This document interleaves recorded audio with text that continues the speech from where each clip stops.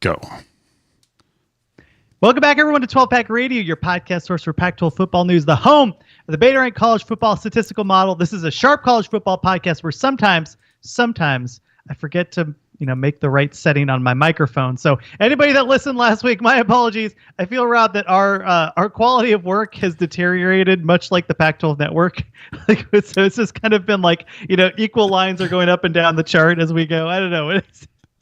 So, I mean, there's definitely somewhere it's like there's been a lot of the work that I'm actually paid for. Yeah, there will be an injection of energy for next year as everything settles through. It's funny because I was watching the Pac-12 network, and the commercials that are on there now are very similar to the commercials on like Fox News at 3 a.m. Right? It's like a lot of mesothelioma lawyers and gold. It's like very low quality types of advertising going on to the Pac-12. You can tell they're reaching right now. Yeah, for sure. It's like, all right, let's it's definitely one of those, like the it's definitely like we sometimes in my work I deal with advertising, and it's definitely some of the stuff that like you might get classed as like a fire sale. Like there's been some fire sales for some advertising lately, and like Pac-12 network could be in there. Yeah, scooping up everything they can. Just get any revenue in that door. I guess we should for Oregon start. State and Washington State. That's what I was. Yeah, that was where I was going. So Oregon State and Washington State won a lawsuit. Now I'm sure it'll get appealed or everything. Where the Washington State Supreme Court has already put a stay, but. Oh, okay, all right. We'll cover that later because I'm curious. Basically, if you haven't been one sec, I can't hear myself. Basically, if you haven't been following. Of course, Oregon State and Washington State are trying to get the rights to the Pac-12 so that they can get revenue, and so that they could basically, I would assume, buy out the Mountain West. So we'll just keep an eye on that as we move forward. They won an initial decision, but I'm sure it's going to go back and forth for a while. But Stick it to the man, Beef. Stick it to the man and the Cougs. Good for them. Yeah, I mean, for the rest of the conference, I feel like definitely like they deserve enough to cover their expenses, but. I also, I feel for Oregon State and Washington State, so like more power to you. Go for it. Yeah, get them lawyers paid. All right, so we had an interesting week last week. Some big games, obviously Washington, Utah, Arizona, Colorado. Not the biggest game, but it went down to the wire, which I thought was really interesting. USC, Oregon State, and then a little bit of things that happened at UCLA that I think nobody really expected. But before we get into the specific games, just kind of big picture, did you hear the news that like UCLA is likely going to fire Chip Kelly by the end of the year? Have you heard this? I saw that. Yeah. So here's the thing. Maybe. I mean, so one is I think if Kelly beats USC, I think he's more than likely to keep his job still, I would say. But I say this because UCLA, he's on a cheap contract and UCLA does not care that much about football. So yeah, I mean, you could if it was, I mean, that loss was embarrassing. But if I guess I mean for me if he could keep if you can get assurances that Danton Lynn was coming back, I'd let Kelly stick around, right? He'll figure out the offense again. Well, yeah, there's also some grumblings out there that Dante Moore didn't get the NIL money that he was promised. I mean, it just seems like it's kind of a disaster. Where's the money going to come from then for this? I know. Well, I mean, they're getting the real Big Ten money, right? I think that's the thing. Yeah, so they do get. They are going to bear the brunt of the travel costs. They and USC, and Oregon and Washington. But they also have to pay the calimony, right? The calamity. So I mean, because the estimates are $10 million a year more in travel costs just for USC and UCLA, and they did not do them a solid with the. I mean, they're not playing they play USC every year, but they don't play Oregon and Washington every year. To reduce travel a little bit for them. So they definitely, I mean, I look, I mean, absolutely. You want to I guess it's just hard. Like, it's hard to see UCLA coming out with like enough big money to, I mean, like maybe they go get Jonathan Smith. Maybe they go get Jed Fish, right? Oh yeah. I mean, yeah. That could, but like, I mean, those would be, yeah. Getting rid of Chip Kelly. I mean, don't get me wrong. Those are good coaches, but you're getting rid of Chip Kelly for that? I mean, it's like, it feels like like the kind of splash that UCLA made when they went and got Chip Kelly, right? Like, it would just feel pretty underwhelming to go out and get. I mean, I think Jonathan Smith's a terrific coach. I think people are dumb to ignore how good a coach he is.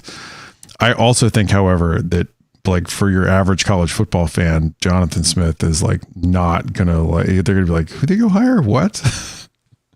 Yeah, I guess that's it. Well, we'll keep an eye on it. Yeah, I think one of the things that's interesting is Kelly has recruited poorly. It has manifested itself on the offense this year, but not on the defense. The defense has been very solid. And he went in the transfer portal and was able to pull people, which makes things a little bit easier. He swung and he hit on a number of them. We'll see if he can keep doing that. I feel like that tends to be pretty difficult if you're getting the second tier of players, which is what UCLA is getting, right? They're not going to come in and just pick off like a starter from Georgia or a starter from like Texas. They're getting the lower. I mean, basically the transfers that have hit are all group of 5 rather than power 5. So we'll keep a focus on that as it moves forward. I just thought it was an interesting story to at least mention before we talked about the week. Any general impressions this week? Obviously there were the big games that we mentioned, but what jumped out for you, Rob? I mean, there were some fun. I mean, there were some fun. There were some dumb games. There were some really dumb games in the Pac-12. Looking at you, Stanford. Looking at you. Yeah. But I mean, I think one of the things that jumped out at me was, Arizona won a stinker. Like they did not play their best game by any stretch. And I thought Colorado played pretty well. In particular offensively against Arizona's defense.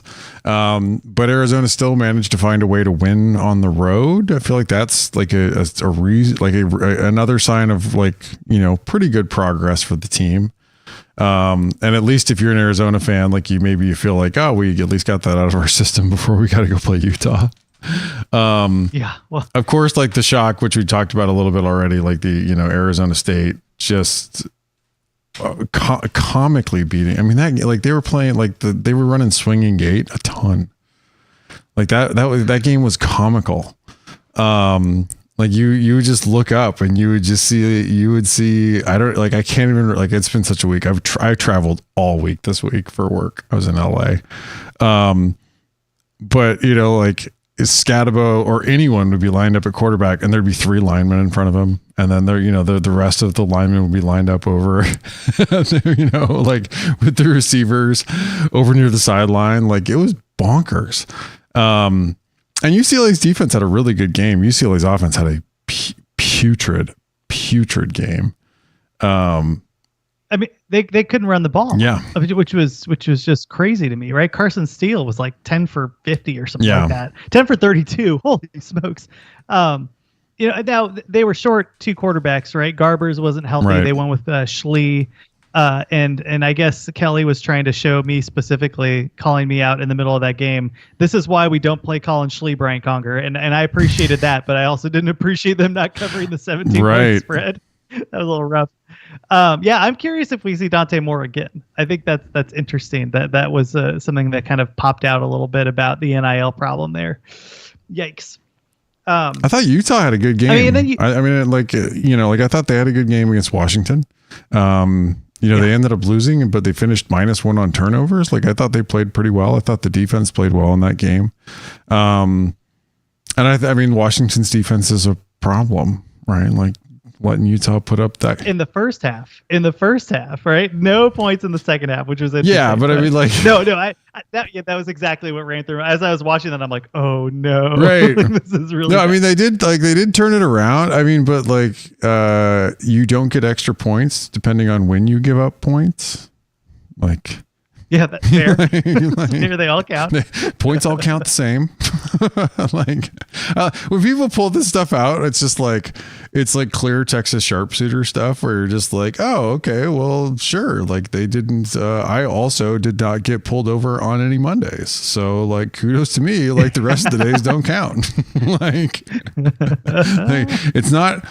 Like you like it's like when people do the middle eight thing and they're like, oh, like they scored in the middle eight. Like I always make the joke of like, oh, they scored in the middle eight. Everybody gets tacos and points count for 1.5, right? Like, yeah, that's like all the points count the same no matter when they happen. I mean, like they definitely did. Like I mean, I thought they did. To your point, yes, they did buckle down a bit. But I mean, like Washington, I mean, the concerns that like the committee has expressed about Washington's defense are valid. Like they're not a good Power 5 defense. That's a problem. Yep. Very excited to see what happens if they play like Georgia, but hopefully they will make it through. I don't know. I think Oregon has something to say about that. Oregon definitely has a say of whether that's now. Look, Washington can beat them again, but like, oh man. Yeah, this backdoor cover by USC. Get out of my face, USC. I mean, I thought they were a dead man walking. I thought Oregon was just going to try to stomp on him, and they couldn't put him away in the second half. They couldn't. I thought that was interesting. Just, I think Oregon is still the best team in the Pac-12. Yeah. I think we're overrating how good Oregon is compared to some of the other teams that they'll play if they make it to the college football playoff. I was underwhelmed by what they did against USC. Am I being unfair just because I bet on the spread, Robert? I mean, it was a pretty crappy backdoor by USC there. Putting up 13 in the fourth quarter. But I mean, to Oregon's credit, like they had that game pretty much locked down in the third quarter, and then took their foot off, clearly took their foot off the gas a little bit. I mean, it is like, cause like, look, I mean, Washington also played USC. I mean, everybody in the Pac-12 played USC pretty close, right? Like it's only Notre Dame that really whipped them. Not a great, a good Notre Dame team, not a great Notre Dame team. But that is, that on its own, I think is a bit of a concern. Oregon had been playing well enough to be considered number one in beta rank, and they fell back after that performance against USC. Michigan's back at number one. And Oregon is like, I don't like Georgia. I mean, this isn't a vintage Georgia team. This Georgia defense isn't as good as it's been the last couple seasons. Right. And like the offense isn't as good as they were last year. But like, yeah, I mean, I think there are real concerns. I think if you're, like Oregon or Washington going up against Michigan or Ohio State or anything like that, like those are some tough teams. Yeah. All right. Well, we're going to have an abbreviated show this week just for some scheduling issues. So let's get into week 12. Week 12. Do it right after this. Okay, we're back. Friday. We got a Friday game, right? Friday night, 7:30 p.m. Colorado is a 4.5-point underdog on Fox Sports 1 on the road at Washington State. This line perplexes me, right? Because I followed your lead, thank goodness, last week, right? I wanted to believe, Rob. I wanted to cling to all hope that Washington State isn't falling off a cliff. And then they give up like 50,000 points to Cal. And just that game was crazy, too. I mean, like 39-42. It's so worrisome. Washington State. Look, I understand that Cal's offense is better, but again, like is it Francisco Mendoza, like the Mendoza line, really, just 2 touchdowns, 150 yards. Like, obviously Jaden Ott did whatever he wanted on the ground, which is also worrisome when you think of Washington State. Meanwhile, Colorado. I played really well against Arizona. I watched that whole game. I thought it was really interesting. It was interesting. While I was watching it, though, I still thought Arizona had a chance the whole game. Like, even when they were down in the fourth quarter, they were moving the ball, and there was a control over that game. And I think really what happened was Jedd Fisch realized, oh, you know what I should do is run the ball against Colorado. Like, this isn't difficult. Like, you don't need to make it more difficult than it is. And that worries me because who is a team that cannot run the ball in this conference? Oh, maybe Washington State. This is just a really interesting matchup. I don't know. What did you think about how do these two teams match up here? Look, I thought Colorado showed up and played man against Arizona and did it pretty well. Yeah, they did. And I like in Washington State. Yeah, like that was like, so this is Colorado's at number 64 overall. Washington State's at 69. Colorado's offense is at 52 overall versus number 76 for Washington State. But Wazoo, like these teams are like mirror images of each other in a way. Colorado's at 17 in effective pass. They're at 115 in effective rush. But Wazoo's defense is at 47 in effective pass versus 103 in effective rush. So, and then you flip it around, like Colorado's defense is at 127 in effective rush versus 29 in effective pass. But then of course, like Colorado or Washington State's at 21 in effective pass versus 122 in effective rush. Like in your head, you're like, oh, both of these defenses haven't been great. Like I'm sure there will be a ton of points. And then you're like, maybe like both of these teams are a little bit better at putting up at defending the pass are better at defending the pass than they are the run. And they're both like considerably better at throwing the football than they are running the football. I mean, if I had to choose which one might be better at running, and this, like, it might be Washington State. I just think Colorado's offensive line is bad. But how many times, I mean, like we've said this all year, and then, I mean, I've watched basically every Colorado game. How many times Shadur Sanders just like tiptoe around and like he hits somebody in the flat, he hits somebody in a crossing route. The wide receivers are legitimately good for Colorado, and yes. Sanders not more than makes up, but he's good enough where that line doesn't worry me as much. I was shocked that Colorado was a dog, and I mean, I just think Washington State has fallen off a cliff, and now they got to face a team that their only weakness is something that you're terrible at. This line is crazy, and the other thing too is when we were talking about Colorado versus Arizona, my hesitancy was like Arizona hadn't been there before. And we saw that. Like, I mean, an Arizona team that has a culture of winning goes into Colorado and beats that team by 10. Yeah. They didn't. They did win, but I was also impressed with Colorado because the other side of that was, but does Colorado have an offensive coordinator, and has that offensive line quit?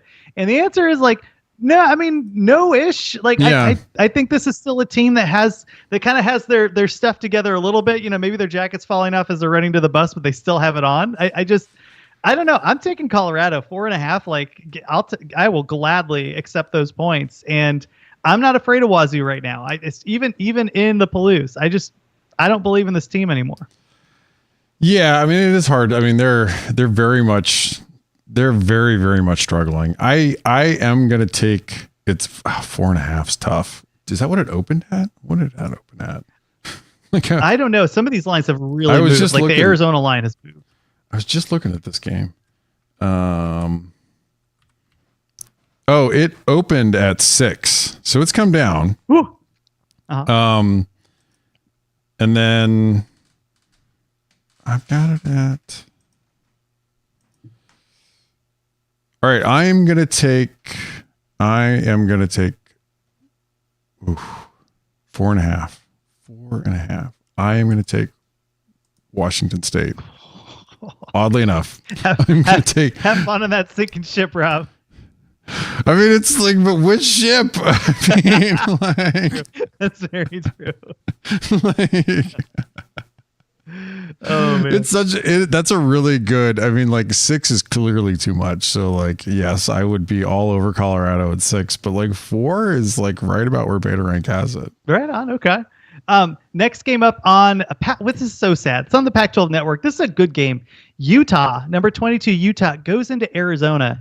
And this line, you talk about moving lines. I want to see, I forget what this line opened at, but it is certainly not what it is now. I had it at 1. It has now dropped down to a pick since like I looked at the line and since we opened. So the limits went up and people hammered Utah. And I thought that was the right move. Now this is at Arizona and a really, really good matchup.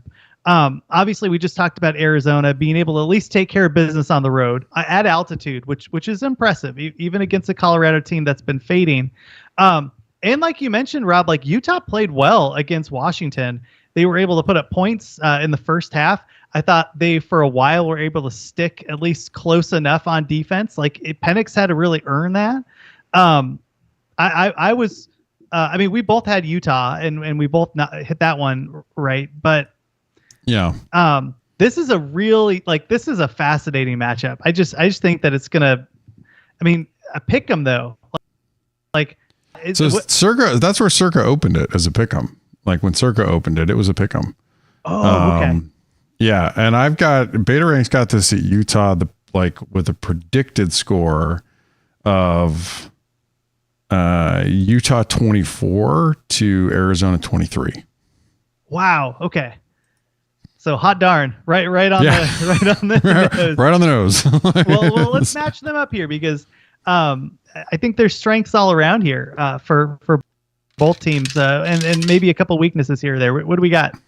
So this should be a really fun game. This Arizona team right now, like their offense has really come together. In particular, they're sitting right now at number 19 overall on offense, which is an improvement from where they sat last season. Their offense right now, like their drive efficiency under Fifita has improved all the way up to 30 overall. They were in the hundreds with Delora. But they do throw the ball better than they run it. They're number 12 in effective pass versus number 41 in effective rush. Now, this Utah team is excellent. The number 5 in Beta Rank on defense. They struggle a bit with drive efficiency, but they're good at limiting big plays. So Arizona's going to have to be able to drive the football against them. Now, they did do that pretty well against UCLA. But they Utah split. They're number 4 in effective rush versus number 14 in effective pass. And that effective pass number has been climbing a little bit as they've had to actually face some passing offenses. That matchup, like, I think that's going to be a really good matchup. And also keep an eye out. Arizona's got really good special teams. Their place kicking is excellent this season. They're number 3 overall in special teams in Beta Rank right now. Like Tyler Loop is hitting field goals.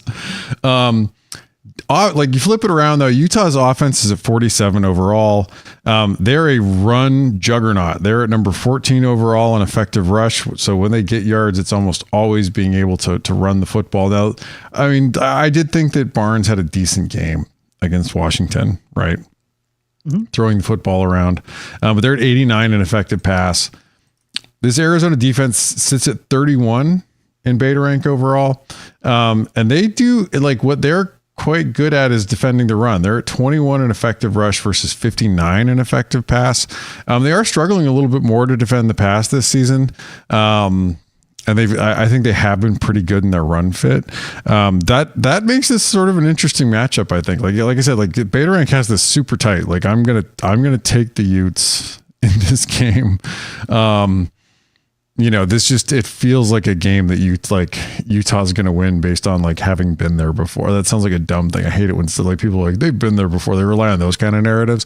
But I do think this is the kind of thing where like a younger Utah team and the Arizona staff, might struggle a little bit with like some of the pressure that I think is going to come with this game.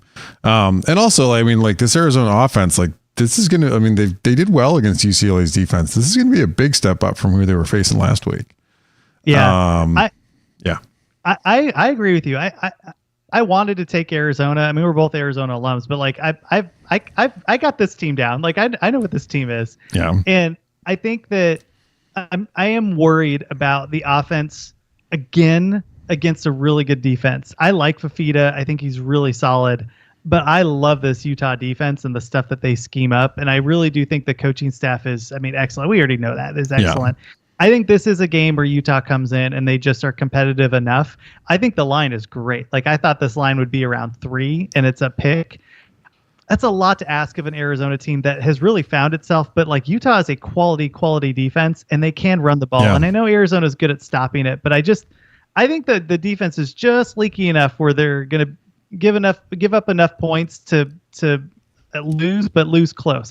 This is just one of the best games of the year, actually, I think, especially in our conference. No, this is, I mean, it's going to come down to like, I mean, look, Utah's got a really good defense.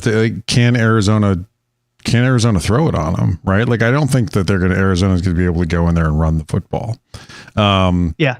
and like, that's what Arizona wants to do anyway, right? Like Fish had to like remind himself to run the football against Colorado.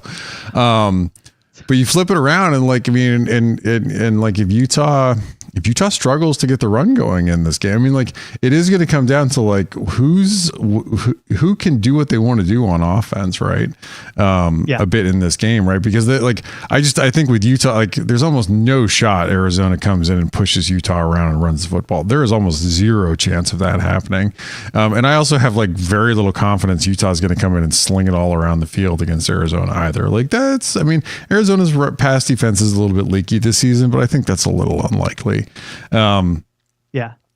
So it is going to come down to like, God, I've forgotten the guy's name. Is this the Justin Flo game? Or is this, or is this the game where like Barnes, like and they get the run game going enough, right? But like, it definitely does feel like a tight game. The only way this game I feel like ends up, with anybody winning by like more than a possession is turnovers. Like other than that, I think these teams are very close this year. Yep. The total's 46. So, I mean, Vegas is like basically saying these. I have it at 47. I feel so good about this. Like I had it as Utah, that's a low total, -1 and 47. That I am interested in the under for the Colorado Washington State 62.5. Oh, really? Like, I actually agree with you on that. I think that's pretty crazy. There is a world where that game goes sideways, like the Cal, Washington State team, but I actually don't. I don't think that it goes that way, just based on the strengths of the teams. What do you got? I've got it at 66. Oh, man. Yeah. I mean, like, I just I've basically got it as like both of these teams are going to put up points on these idiots' defenses.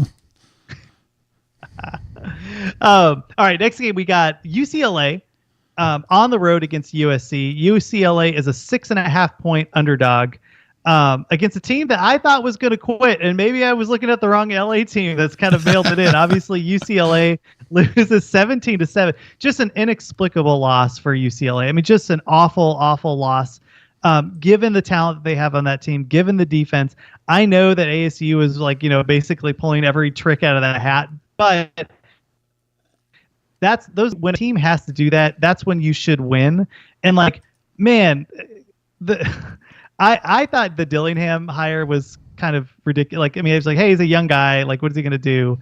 And he's really like, shout out to that coaching staff and what they've been able to make lemonade out of lemons. It's just really impressive. Meanwhile, on the other hand, I mean, UCLA is just really bad quarterback. They weren't able to get it done on the ground.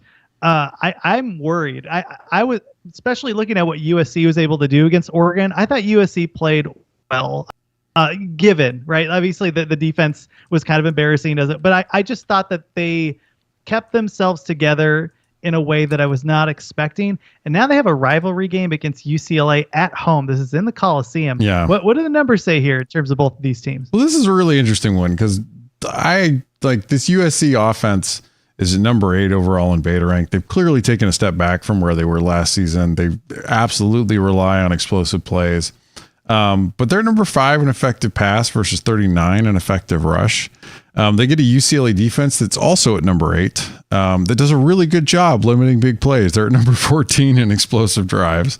And they're at 16 in effective rush and number 9 in effective pass. So there is a big advantage there. Something to keep an eye on in this game is UCLA special teams stink. They're at 114. I don't think they feel like they can rely on their kicker to kick field goals.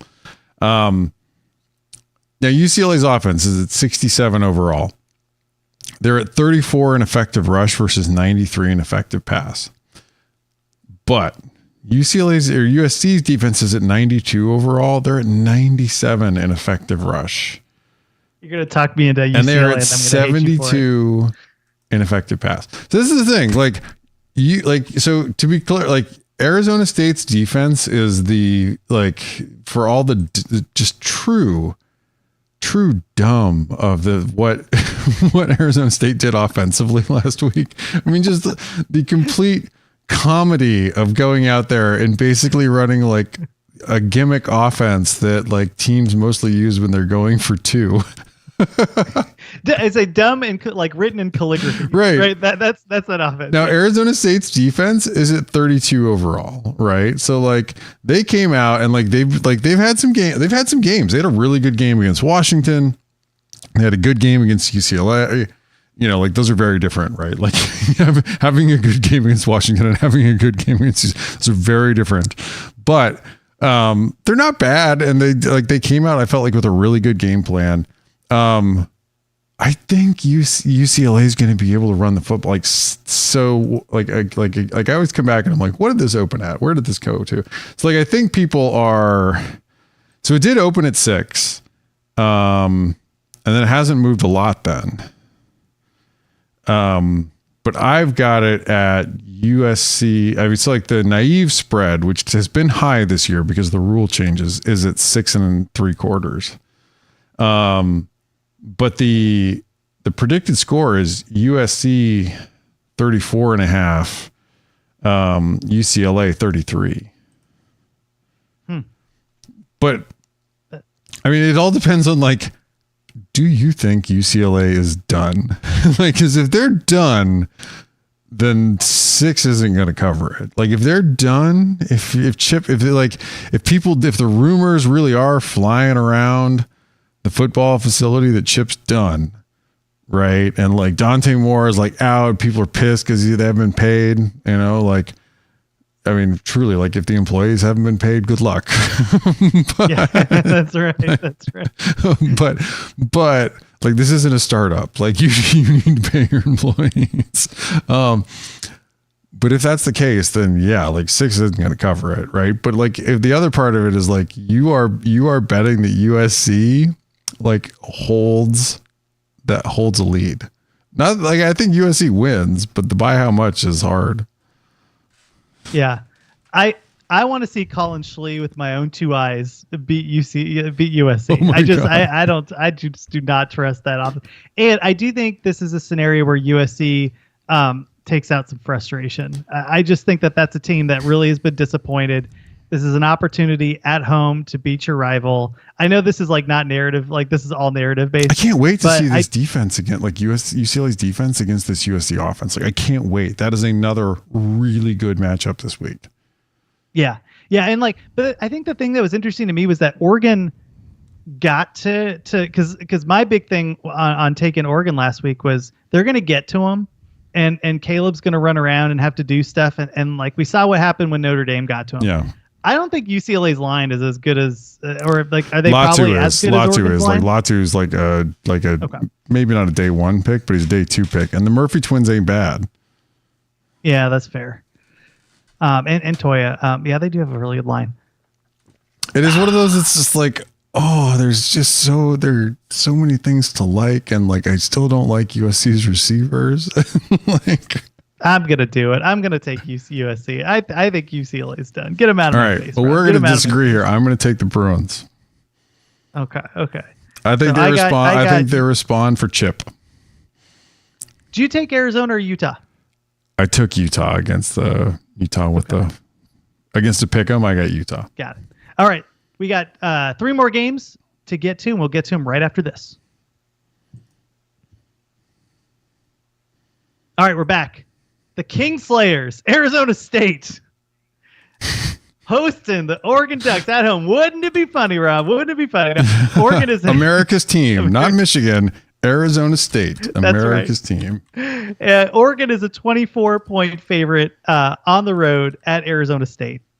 This Arizona State team is so incredibly banged up. They are basically if you're in Madden, it's the 15th play sheet where you're trying to figure out, oh, what's that? That's what ASU is running at this point. But they do, like you mentioned, have a good defense. They were able to take care of UCLA. They have kept it competitive against USC and Washington, by the way, and games that have been pretty impressive just in terms of keeping things together. Oregon comes off of, I wouldn't say an emotional win, I would actually say a not impressive win over USC, but they are on the road. It is tough to play in the desert. What do the numbers say here, Rob? So this is a really, really interesting matchup. I mean, I say that about all of them, but whatever. Like, I find things interesting. Anyway, this Cal Oregon Stanford offense is not an interesting matchup, by the way. So no, that's don't not. have to say that. There's I don't. Okay, so I don't say it about everything. There are exceptions. Future ACC members. Right. So this Oregon offense is number 2 overall in beta rank. They're very, very good. They're a little bit behind where LSU is, but they're still very, very good. They're at number 15 overall in effective rush, number 2 in effective pass. Now, this is a much harder matchup for this Arizona State defense, which is at number 32 overall, like we said. They're at 67 in effective rush versus number 16 in effective pass. They absolutely trusted their corners to basically play man, and they loaded up the box against UCLA, and that worked. That is not like, this is like, so for them, like, you can see, you're like, oh, like, you could do that against UCLA. Like, you could load up the box and play man, no problem. Bring your safeties down. You're fine. Like, what's UCLA going to do? Like, and you can see why against Washington, this defense had a really good game. They are good defending the pass. They played man a lot against Washington too. This is a much more diversified Oregon offense and then Washington. And certainly, like, they're a lot better than UCLA.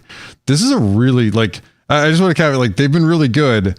Some of what has really worked for them, though, has been like they've had some matchups that are favorable. This Oregon defense is also quite good. They're at 16 overall in beta rank.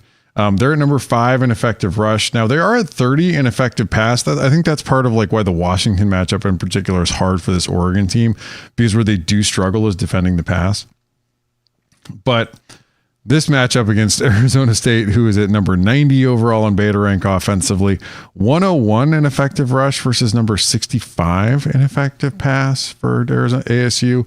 I think, and the model thinks this could get ugly. So beta rank has this at Oregon 41.8 to Arizona State 8.5, basically. Mm-hmm. So basically 33.5, versus that 24. I like Oregon. I like Oregon versus that line. I think the defense does a really good job here and just keeps giving good field position. Great to field position. Like that's where I think, look, hats off to Arizona State. I think I've picked against them like 3 games in a row. I'm going to do it a 4th time. Like, I'm sorry, shame on me the 4th time if I'm wrong, but I mean, this Oregon team is good. I think they still need to play hard. They still need to make a statement. They are on the outside looking in right now. I'll lay them. I think that some of this stuff is gonna not bode well against a really good defensive minded coach and with talent. Yeah. No, I mean, I think Oregon, look, Oregon knows that Washington struggled with this ASU team. Like, I think they want to come out and blow the doors off them. Yeah. Well, I said that about USC, and that didn't turn out so well. But that's true. That's true. But this one, like, the really good field position that ASU was able to, like, get against UC, like, it's just not going to be there in this game. Yeah. Like, this is going to get poured on, I feel like, and get ugly. Yep. All right, we're both taking Oregon. Next game, 3:30 p.m. on Pac-12 Network, where it belongs. Cal is a 7-point favorite on the road against Stanford. I don't know what to do with this game, Rob. Like, oh, Lord Almighty. Stanford, by the way, just got rolled and smoked by Oregon State last week, 62-17. Basically, DJ, you had a decent game, but like Damian Martinez certainly had a good game. 7 in a rivalry game. Cal. This game is dumb. This game is dumb, but like Cal dropped 42 on Washington State. They have a run game. Like I'm interested what the numbers say here, because in my head I'm thinking that Cal. I just think Cal's a more complete team, but I need to see the advanced stats to kind of get a feel for how much more complete than Stanford. Because, there's a reason that they're only hanging a 7 in this game with a Stanford team that's like basically half. Yeah. there. So Cal's at 61 overall in beta rank. Stanford's at 88. Cal's offense sits at 53 overall. And where they're actually pretty good is drive efficiency. And that's something to keep an eye on because Stanford really struggles at stopping drives. Number 25 in effective rush for Cal versus 74 in effective pass. The Stanford defense is pretty bad. Number 109 overall in beta rank. They're at 108 in effective rush versus 98 in effective pass. You flip it around and Cal's defense is really struggling. They're at 80. They're at 70 overall. They're at 130 in drive efficiency. They're better at limiting big plays, but you can absolutely put together drives on them. They're at 35 in effective rush versus 110 in effective pass. Cal definitely is a team that runs the ball and stops the run, which is how Wazoo put up points on them, right? You're like, how did this happen? Like, oh, it turns out their defense just is leaky on the back end. Now, Stanford's at 87 overall in beta rank. They're at 92 in effective rush. They're at 72 in effective pass. Like, it's not always pretty, but they can move the ball a little bit in the air. The naive spread is actually closer to where this game opened. The naive spread is actually almost 6 points because this is at Stanford. So it's 5.99. And then it opened at 7. But the predicted score is only Cal 31 to Stanford 27. I am going to go with Stanford here because I think they're going to be able to throw the ball enough to put up some points against Cal. And they do have a little bit of a special teams advantage in this game. I do think like Cal's going to win this game. But this feels like a dumb game. This feels like Cal plays nothing but dumb games. Yeah. I just feel like they're a more complete team, but that 7 is so they're hanging that 7. Like a complete Cal these teams is aren't that far apart. How complete are we talking about? Yeah, I'll take the points. I think I know. Stanford in spates have been decent. And I just think in a rivalry game, I'll take the points and I'll just roll the dice with the difference in their record. I mean, like, now they are clearly like there's a decent gap between them in advanced stats. That's true.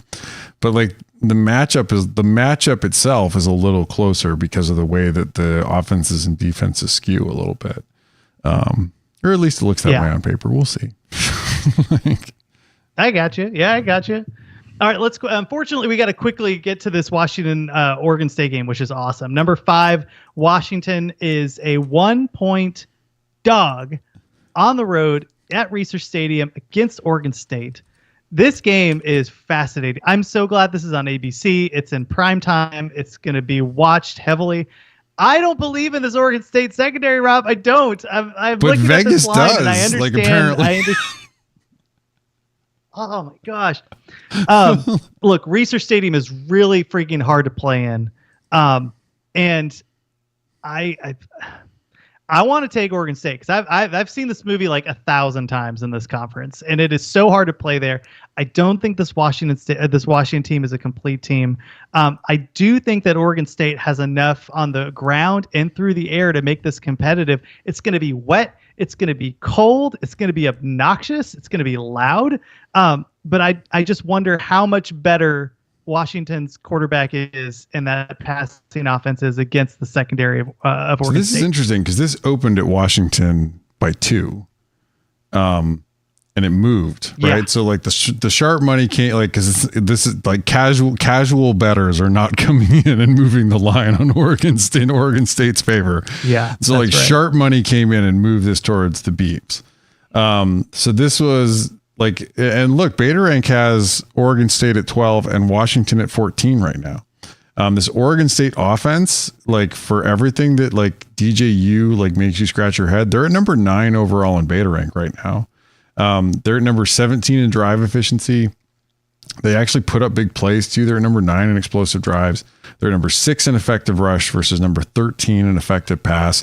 They get a Washington defense that is not good. They're at 45 overall in Beta Rank. They're at 47 in effective rush versus 57 in effective pass. Both of these teams have good special teams units. Oregon State's at 8. Washington is at 15. But you flip it around, and this is where like, and I held back saying this, like, this is where the model sees like Washington, even though they're the lower ranked team, like the predicted score, they're the lower ranked team on the road. The predicted score actually likes the Huskies. So it's number 5 overall offense for Washington. They are excellent at putting up big plays. Number 2 in explosive drives. The Beavs struggled to contain big plays. They're at number 52 overall. Washington, of course, number 1 in effective pass versus 96 in effective rush. This Beav defense is decent. They're about where we thought they'd be. Like, they didn't fall all the way off the map. They're middle of the road Power 5 defense, 34 overall. But they're at 28 in effective rush and 56 in effective pass. Now, the predicted score from the model flips it. It is Washington 40 to Oregon State 34. And I like the Huskies here. I do. I think the Washington passing defense is going to get it done. I do think they're going to give up some frickin' points to this Beavs offense, though. Yeah, that's my worry. My worry is, like, I want to take Oregon State so bad, like so very bad, because I've seen this over and over and over again. But man, that Washington, like, if Penix is rushed and if Penix is nervous, this game is over and Oregon State wins by 10.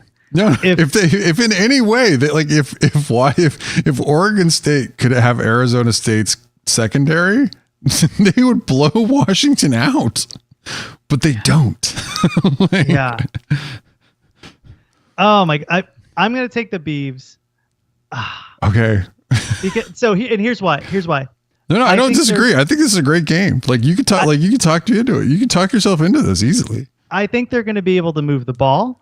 I think that Washington's defense has shown the wart. I think Jonathan Smith is a great play caller, and it's at home, and it's going to be loud. And there have been games where I just see that Oregon State team that is not as talented as this one is just be able to really put things together and rattle the other team.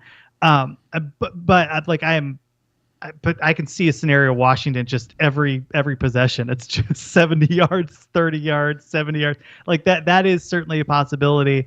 And I'm betting against Michael Penix, but and I've been trashing this Oregon State secondary, and I know I'm betting against it this time. I was going to say, like, as soon as you brought that comment out, I was like, oh, he's picking Washington. I know. I think that this is one of those games where you see a team that's more complete all around beat a team that's like elite and an outworldly level through the air. So I'll take Oregon State. Oh man, I'm so glad this game is at 4:30. What an awesome. I think it's interesting. Is like you could like you almost feel like it's guaranteed that Washington is going to finish -1 on turnovers in this game because it's in Corvallis. Not because the Beavs defense is particularly good, just because it's like that's what it's happens. in Corvallis at night. Yeah, that's right. That's right. It's going to be it's at 4:30. So it gets dark up here. Like it does. Dark. I mean, I live up here. I had to switch. Like, I had my headlamp out for like walking the dog in the morning, and I'm like, nope, I need that at night now. Yep, that's right. Okay. Well, hey, I would love to talk about this game a little bit more. We do have to wrap this one up a little bit early. So sharpcollegefootball.com, YouTube Sharp College Football, where Rob's putting up great stuff. We have a few more weeks, and we'll definitely do bowl season. So we're looking forward to